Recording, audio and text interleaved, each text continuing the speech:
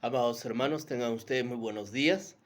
Una vez más con ustedes, disculpen por el horario, hemos tenido algunos contratiempos con mi esposa, pero aquí estamos con el privilegio de poder compartirles la palabra del Señor. Bien, en el capítulo anterior habíamos visto acerca de la exhortación de Pablo acerca de valorar la salvación que tenemos y de la necesidad de poder compartir la palabra, pero también hizo una exhortación, y aquí va el punto del enfoque de nuestro tema en esta mañana. Habló acerca de la santidad de nosotros. Habló Pablo a los Corintios, repito un texto, que no debemos contaminarnos, no debemos mezclarnos con las tinieblas. Debe haber un cambio de hábito y nosotros debemos ser luz frente a las tinieblas. Pablo dijo, citando las escrituras, salid en medio de ellos y apartaos, dice el Señor, no toquéis lo inmundo y yo os recibiré. Habíamos dicho que sin santidad nadie podrá ver al Señor ni estar en la presencia del Señor.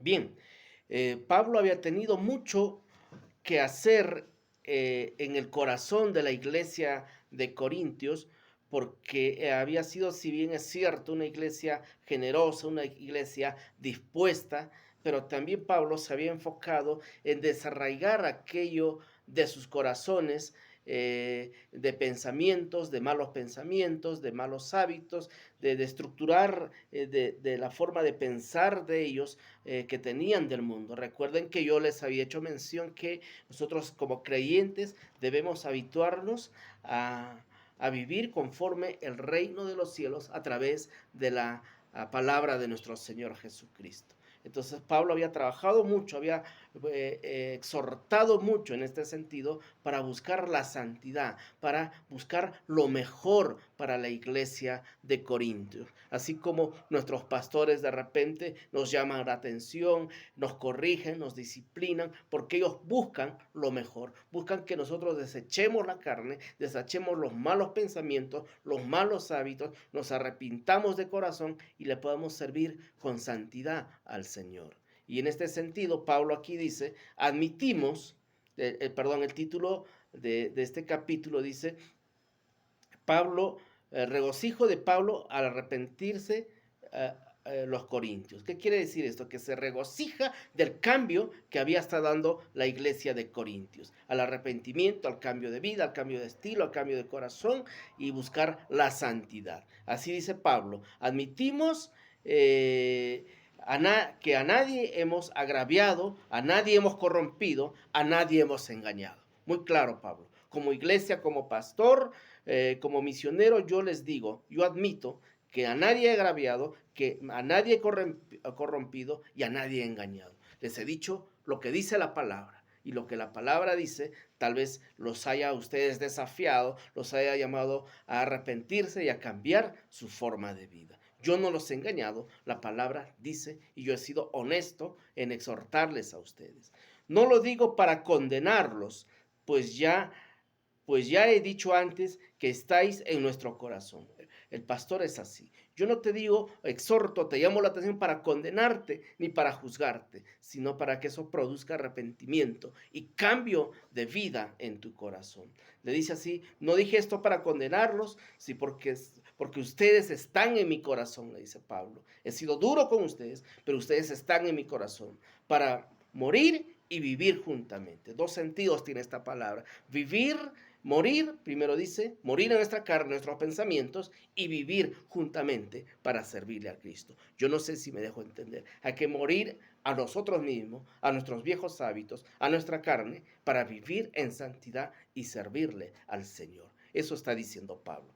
Más adelante dice, mucha franqueza tengo con vosotros y me glorío con respecto a vosotros en decirles todas estas cosas. Estoy lleno de consolación, sobreabundo en gozo en todas nuestras tribulaciones. Las tribulaciones, los problemas vamos a tener, pero el pastor se va a gloriar porque finalmente ve el esfuerzo del creyente, del nuevo discípulo, de cambiar su forma y estilo de vida. Porque dice más adelante aquí, en el 6, pero Dios que consuela a los humildes, nos consoló también con la venida de Tito. Les está diciendo, pero ustedes fueron humildes, fueron sumisos y Dios consuela a esas personas. Dios restaura, Dios levanta cuando uno se humilla, cuando uno reconoce su condición delante de Dios. Más adelante dice en el 8, porque aunque yo os contristé con una carta, no me pesa, aunque entonces lo lamenté, pero veo que aquella carta, aunque por algún tiempo, sí me causó tristeza.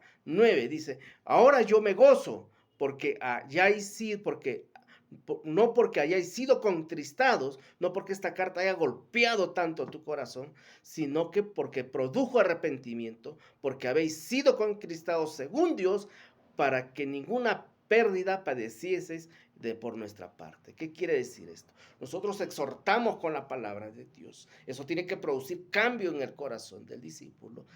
Y tristeza de repente, lloro de repente. Y Pablo dice, me entristece eso, que ustedes pasen ese tránsito, ese proceso. Pero me alegro que la contristación, la tristeza que ustedes tienen, no es por solamente mi palabra, sino por causa de que el Espíritu Santo está trabajando en ti, te está haciendo sentir mal, te está motivando a un cambio, te está motivando a dejar cosas y dejarlos atrás y tener un cambio de vida, porque eso lo produce Dios. Nosotros, a través de su Espíritu Santo, nosotros exhortamos con la palabra y la palabra entra en el corazón y es Dios quien produce el cambio, no nosotros. Por eso dice pero yo me alegro que haya sido conquistado según Dios para que ninguna pérdida padecieses por nuestra parte. Más adelante lo explica mejor. Dice, porque la tristeza que es según Dios produce arrepentimiento para salvación, de que no hay que ya no hay de qué arrepentirse, pero la tristeza del mundo produce muerte,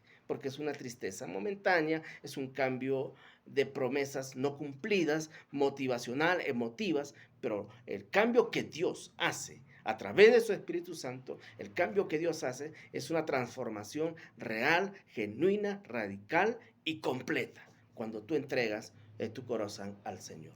Más adelante dice, y Tito resultó un buen instrumento, habla de su discípulo Tito, en ayudarme en estas cosas, y su cariño para vosotros, habla de Tito, es aún más abundante que yo, él está más gozoso que yo, dice Pablo, cuando se acuerda de la obediencia de todos vosotros, de cómo recibiste la palabra con temor y temblor. Me gozo de que todo y en todo tengan confianza en nosotros. Qué hermoso es cuando nos dejamos guiar por nuestros pastores. Qué precioso es cuando obedecemos la palabra, cuando nos dejamos guiar por el Espíritu Santo que contrista nuestro corazón para arrepentimiento, para cuando hacemos cosas malas, nos redarguye, nos motiva a cambio. Qué precioso es, dice Pablo, que yo vea ese cambio que Dios mismo produce a través de su Espíritu Santo en ti. Yo me alegro, me regocijo y me alegro por tener esa confianza, porque ustedes están madurando y ustedes están creciendo. Así de esa misma manera, amada iglesia,